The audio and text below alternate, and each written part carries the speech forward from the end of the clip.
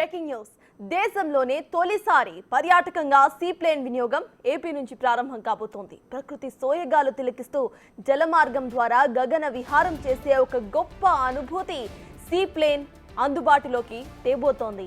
Trial runs అయితే విజయవంతం కావడంతో ఇవాళ విజయవాడలోని పున్నమి ఘాట్ నుంచి శ్రీశైలం వరకు సీప్లేన్ లో సీఎం చంద్రబాబు, మంత్రి రామ్మోహన్ నాయుడు, పలువురు కేంద్ర రాష్ట్ర అధికారులు ప్రయాణించి పరిశీలించబోతున్నారు. సీప్లేన్ లో 14 మంది ప్రయాణించే అవకాశం ఉంది.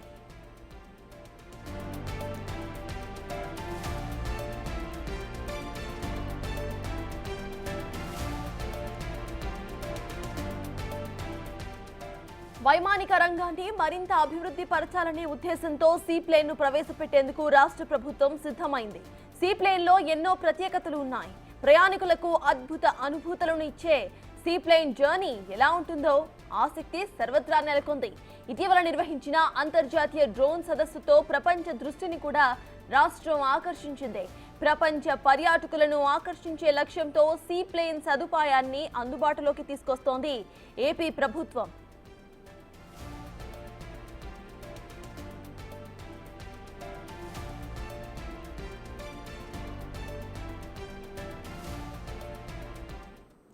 సీప్లేన్ సదుపాయం అందుబాటులోకి రాబోతుండటంతో ఆ ప్రయాణం అసలు ఎలా ఉంటుంది అనే ఆసక్తి అందరిలో మొదలైంది. విజయవాడ నుంచి శ్రీశైలం వరకు సుమారు 150 కిలోమీటర్ల గగన విహారాన్ని సీప్లేన్ అందించబోతోంది.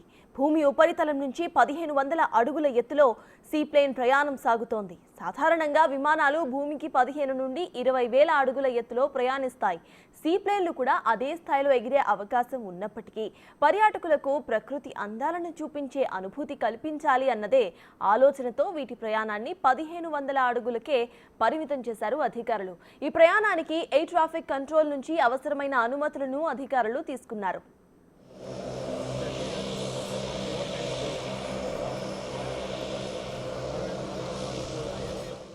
నూట 150 కిలోమీటర్ల సీప్లేన్ ప్రయాణానికి 30 నిమిషాలే పడుతుంది. ఇందులో టేకాఫ్, ల్యాండింగ్ కోసం 10 నిమిషాలు పోను 20 నిమిషాలు గగన విహారం ఉంటుంది. ప్రస్తుతం పున్నమి ఘాట్ నుంచి నేరుగా శ్రీశైలం వెళ్లేలా రూట్ను ఏర్పాటు చేశారు. టేకాఫ్, ల్యాండింగ్ రెండూ కూడా నీటిలోనే ఉండటం సీప్లేన్ యొక్క ప్రత్యేకత. సాధారణ విమానాల్లాగా సీప్లేన్కు రన్వే అవసరం ఉండదు. దీనికోసం నీటిలో తేలియాడే జెట్టీలను ఏర్పాటు చేయబోతున్నారు. విజయవాడలోని పున్నమి ఘాట్లో ప్రత్యేక జెట్టీని ఏర్పాటు చేశారు. శ్రీశైలం ఇందులో ఇప్పటికే ఉన్న జెట్టీలను తాత్కాలికంగా వినియోగించుకోబోతున్నారు. జెట్టీ నుంచి ర్యాంప్ ద్వారా సీప్లేన్లోకి ఎక్కేందుకు తగిన ఏర్పాట్లు చేశారు. ఇక సీప్లేన్ సదుపాయంలో మారుమూల పర్యాటక ప్రాంతాలతో అనుసంధానం పెరగబోతుంది. అలాగే విమానయాన రంగం కూడా విస్తరించబోతోంది. రన్వే అందుబాటులోకి లేని ప్రాంతాలకు ఎయిర్ కనెక్టివిటీ మెరుగుపరచడంతో పాటు విమానాశ్రయాల కంటే తక్కువ ఖర్చు, తక్కువ వ్యవధిలో వాటర్ ఎయిర్డ్రోమ్స్ అభివృద్ధి పరచడం సీప్లేన్ ముఖ్య ఉద్దేశం. తద్వారా పర్యాటక రంగంలో కూడా భారీగా ఉపాధి అవకాశాలు కల్పించడం లక్ష్యంగా సీప్లేన్ అందుబాటులోకి రాబోతుంది.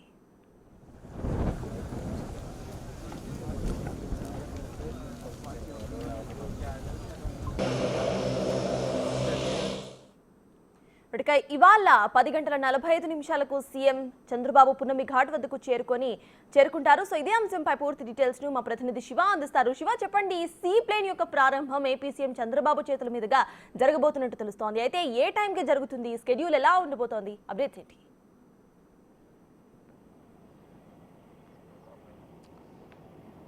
సత్తాజ్ మొత్తం మీద చూసుకుంటే ప్రపంచంలోనే గగనతల విహారానికి సముద్ర తీర ప్రాంతంలో అంటే నీటిలోనే అంటే స్కిన్ ప్లే వేలో కూడా మొదటిసారిగా విమాన రంగాన్ని దేశంలోనే మొదటిసారిగా ఆంధ్రప్రదేశ్లో ప్రారంభించబోతా ఉంది కేంద్ర సర్కార్.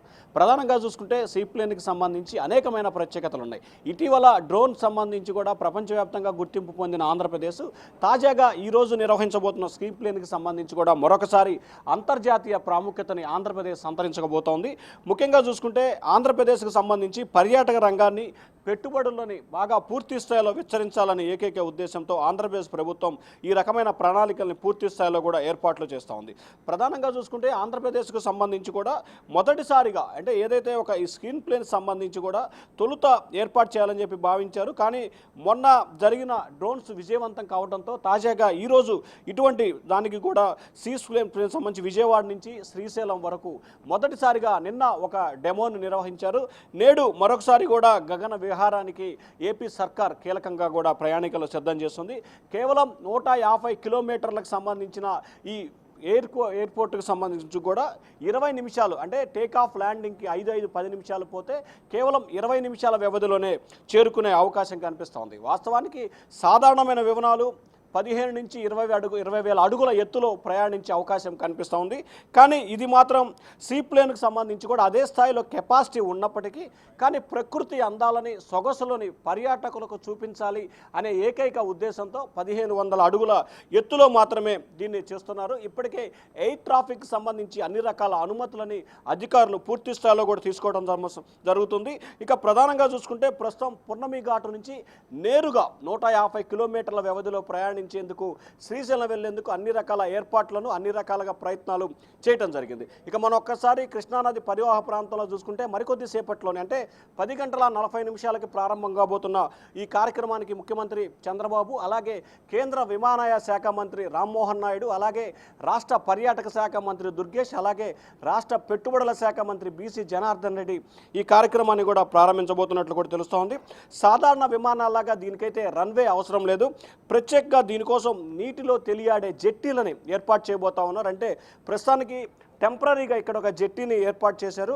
సో ఈ జెట్టీకి సంబంధించి కూడా కట్టున్నారు. అంటే వీడు ఇంకా పూర్తి స్థాయిలో ఏదైతే మనం ఇప్పుడు చూసుకోవచ్చు ఇది ఒక జెట్టీని దీన్ని అధికారులు టెంపరీగా ఏర్పాటు చేశారు. ఇదే రకమైన జెట్టీని అక్కడ శ్రీశైలంలో కూడా వినియోగిస్తున్నారు. ఇక ఏపీలో పున్నమి ఘాటు 2 చోట్ల కూడా ఈ జెట్టీని అధికారులు అయితే ఏర్పాటు చేశారు. ఈ జెట్టీ ద్వారా రన్వే లేకుండా నీటిలోనే ల్యాండింగు నీటిలోనే టేకాఫ్ ఈ 2 సౌకర్యాలు కూడా దీంట్లో వినియోగిస్తున్న పరిస్థితి కూడా స్పష్టంగా కనిపిస్తూ ఉంది. అయితే విజయవాడలో ఇప్పటికే పున్నమి ఘాటుకు సంబంధించి ఒక ప్రత్యేకమైన జెట్టీని అయితే అధికారులు ఏర్పాటు చేసిన పరిస్థితి కనిపిస్తూ ఉంది. అయితే జెట్టీ నుంచి ర్యాంపు ద్వారా కూడా సీన్ప్లేకి ఎక్కేందుకు అధికారులు అన్ని రకాల చర్యలు తీసుకుంటున్న పరిస్థితి కనిపిస్తూ ఉంది. మరొక వైపు ఏదైతే ముఖ్యమంత్రి పర్యటన నేపథ్యంలో ఎటువంటి ఇబ్బందికర పరిస్థితులు లేకుండా ఉండేందుకు పూర్తి స్థాయిలో అన్ని రకాల సహాయ చర్యలు కానీ లేకపోతే పూర్తి స్థాయిలో అందరినీ కూడా ఏర్పాట్లు చేస్తున్న పరిస్థితి. ఒకవైపు కృష్ణానదిలో ఉన్న చెత్తా చెదారాన్ని తొలగించేందుకు అలాగే ప్రత్యేకంగా కూడా ఎవరైతే గజ ఈతగాళ్ళని ఏపీఎస్డీఆర్ఎఫ్ సిబ్బందిని కూడా ఇక్కడ తీసుకొచ్చిన పరిస్థితి కనిపిస్తూ ఉంది. సరిగ్గా 10:45 ఏపీ సీఎం చంద్రబాబు ఇక్కడికి చేరుకుంటారు. 12 గంటలకి సీన్పేలో ఆయన ప్రయాణం ప్రారంభిస్తారు. అక్కడి నుంచి 12:45 శ్రీశైలం లోయర్ స్టేషన్కి అక్కడ చేరుకుంటారు. అక్కడి నుంచి 1 గంటకి శ్రీశైలంలో బ్రహ్మరాంబిక మల్లికార్జున స్వామిని దర్శించుకుంటారు. అక్కడి నుంచి 2:30 మళ్ళీ స్లీప్ ప్లేన్ బయలుదేరి తిరిగి 3:10 విజయవాడ పున్నమి ఘాటు చేరుకుంటారు. అక్కడి నుంచి మళ్ళీ ఆయన ఉండవల్లి తన నివాసానికి వెళ్తారు. సో మొత్తం మీద అయితే కేవలం గంటల వ్యవధిలో వాస్తవానికి విజయవాడ నుంచి శ్రీశైలానికి సంబంధించి బస్సులో కానీ కారులో కానీ ప్రయాణం చేయాలంటే 8 గంటల సమయం పట్టే అవకాశం ఉంది. కానీ ఈ సీప్లేన్ ద్వారా కేవలం 20 నిమిషాల వ్యవధి మాత్రమే. అంటే 20 నిమిషాలు అంటే అసలు ఒక బజార్ నుంచి ఇంకో బజార్కి వెళ్ళటానికి పట్టే సమయం మాత్రమే 20 నిమిషాలు. సో సీప్లేన్ ద్వారా మొట్టమొదటిసారిగా దేశంలో ఎక్కడా లేని రీతిలో ఆంధ్రప్రదేశ్ ప్రభుత్వం చాలా ప్రతిష్టాత్మకంగా తీసుకొని పెట్టుబడుల విషయంలో కానీ లేకపోతే మిగిలిన వాటికి సంబంధించి కానీ అన్ని రంగాల్లో ఆంధ్రప్రదేశ్ అగ్రమిగా ఉండాలనేది ఏపీ ప్రభుత్వం నిర్ణయంగా కనిపిస్తుంది. చెప్పండి. ఇటు చూస్తే ఏపీలో ఎయిర్పోర్ట్ కనెక్టివిటీ అనేది ప్రస్తుతానికి తక్కువగానే కనిపిస్తోంది. అయితే ఈ సీప్లేన్ అనేది ఈ ఎయిర్ కనెక్టివిటీని ఎక్కువ చేయడానికి ఏపీ ప్రభుత్వం తీసుకున్న ప్రధాన లక్ష్యంగా అయితే కనిపిస్తోంది. సో ప్రెసెంట్ సీప్లేన్ ఇవాళ స్టార్ట్ అవ్వబోతోంది కాబట్టి బుకింగ్స్ ఎప్పటి నుండి ఓపెన్ అవుతాయి?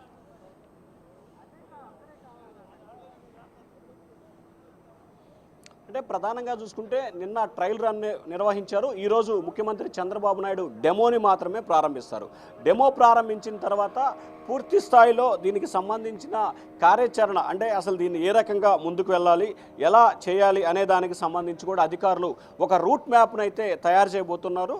జనవరి మొదటి వారం నుంచి కూడా దీన్ని ప్రారంభించేందుకు అధికారులు ఏర్పాటు చేస్తున్నారు. అయితే ఆంధ్రప్రదేశ్లో సీప్లేన్కి సంబంధించి మొత్తం 7 ప్రాంతాలని ఏపీ ప్రభుత్వం ఎంపిక చేసింది. అరకు, లంబసి, ఋషికొండ, కాకినాడ, తిరుపతి, శ్రీశైలం.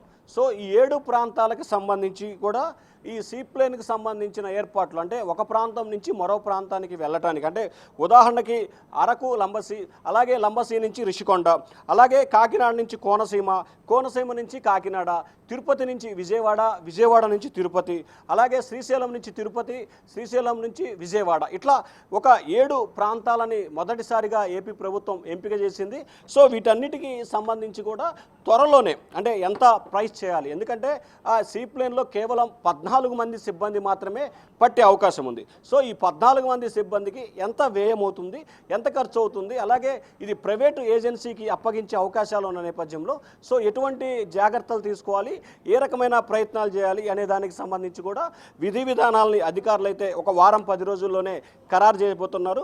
అధికారులు ఖరారు చేసిన తర్వాత ప్రైస్కు సంబంధించి లేకపోతే మిగిలిన సమయం, ఎందుకంటే దీన్ని స్పైజెట్ అనే విమాన సంస్థ కూడా దీనికి కాంట్రాక్టర్గా వ్యవహరించబోతున్నట్లు కూడా తెలుస్తూ ఉంది.